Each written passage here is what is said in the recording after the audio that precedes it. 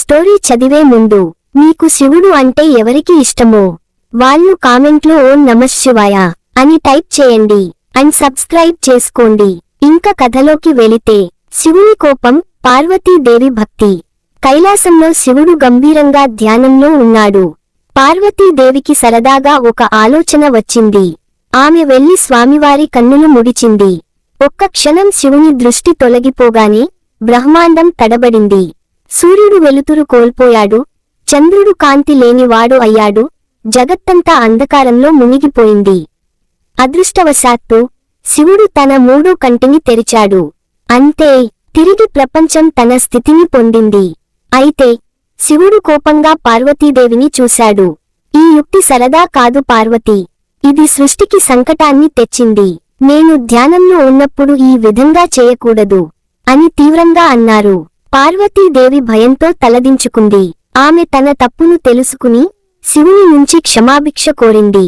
కాని శివుడు ప్రశాంతంగా, నీవు కొంతకాలం భూమికి వెళ్లి తపస్సు చెయ్యి, అప్పుడు నీ శుద్ధి అవుతుంది అని చెప్పాడు.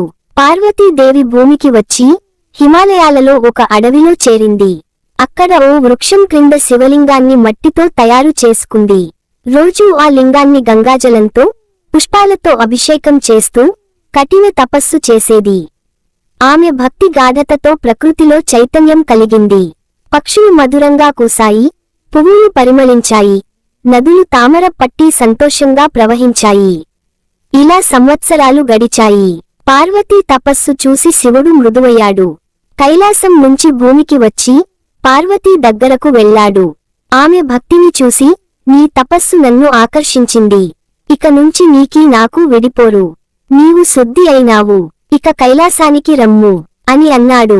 అలా పార్వతీదేవి తన శివుని మరోసారి పొందింది.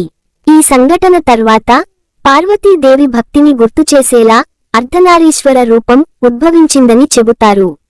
ఈ కథ ద్వారా తెలుసుకోవాల్సిన విషయానికి: 1. శివుడు ధ్యానం చేసేంత వరకు ప్రకృతి నిశ్శబ్దంగా ఉండాలి. 2. శివుని కోపం విలయానికి దారి తీయగలదు. 3. మన తప్పుకు భగవంతుని శరణు వెళ్లి పశ్చాత్తాపం చేస్తే క్షమించబడతాం. 4. భక్తి, తపస్సు ద్వారా ఏదైనా సాధ్యం.